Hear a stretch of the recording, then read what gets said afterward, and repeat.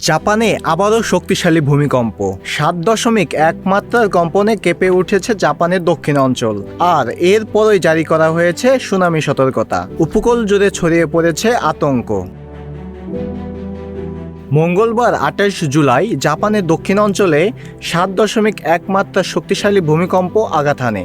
দেশটির আবহাওয়া সংস্থা জানায়, ভূমিকম্পের পর উপকূলীয় এলাকায় সর্বোচ্চ 1 মিটার উচ্চতার সুনামির ঢেউ আঘাত হানতে পারে। এর কারণে জাপানের বিভিন্ন এলাকায় জরুরি সতর্কতা জারি করা হয়েছে। স্থানীয় বাসিন্দাদের দ্রুত নিরাপদ স্থানে সরিয়ে যেতে এবং প্রশাসনের নির্দেশনা মেনে চলার আহ্বান জানিয়েছে কর্তৃপক্ষ।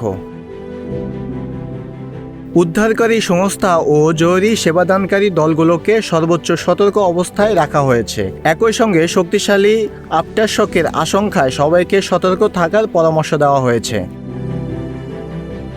জাহিদুল ইসলাম, নিউজ ফ্ল্যাশ 71।